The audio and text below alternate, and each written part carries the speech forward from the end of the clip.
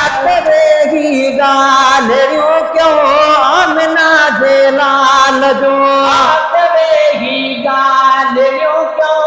आमिना जे लाल जो उन मिठे महबूब मुरसल उन मिठे महबूब मुरसल लोक जे लजपाल जो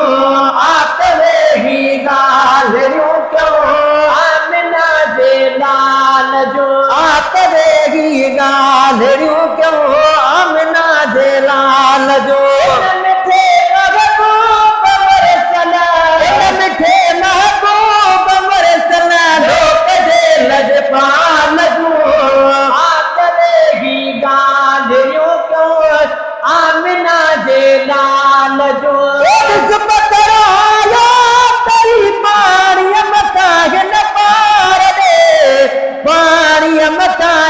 पार दे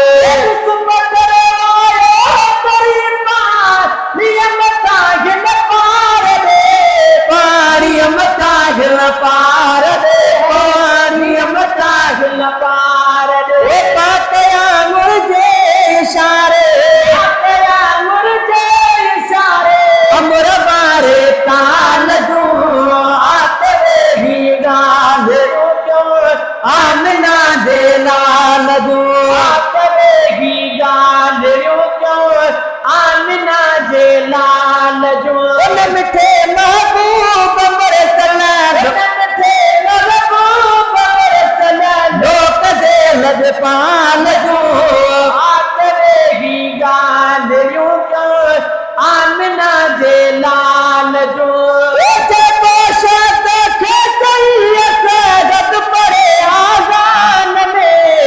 असगद परे आज़ान में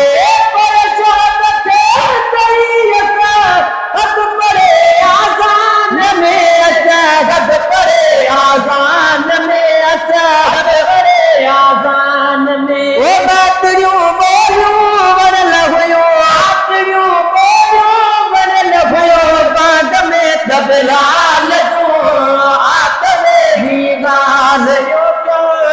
आमिना जे लाल जो उन मिठे महबूब मुरसल मिठे महबूब मुरसल लोक जे लजपाल जो आतवेही गालियूं क्यों आमिना जे लाल जो पर जलोज करात में हो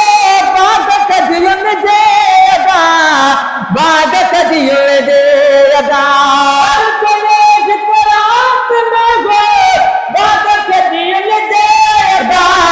बाग कदियुन जे अदा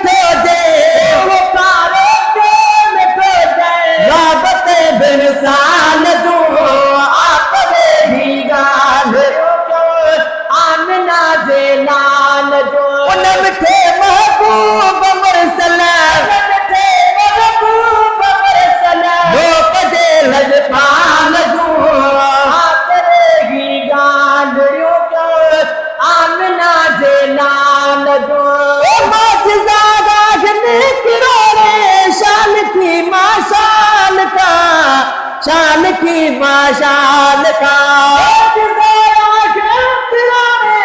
शान की माशान का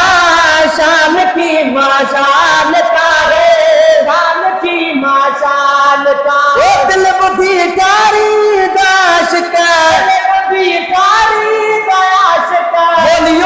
लॻलाल जो आतरे हीराल रियूं कयो आमिना जे लाल जो उन मिठे महबूब मुरसल मिठे महबूब मुरसल लोक जे लजपाल जो ॿुधी छॾ पोइ न ॿुधंदे हिन पखीअ जूं ॿोलरियूं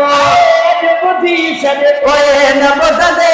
हिन पखीअ जूं ॿोलरियूं नाम तेरे ढोल में तो आगो कजू के लोलरियूं अॼु ॿुधी छॾ पोइ न ॿुधंदे हिन पखीअ जूं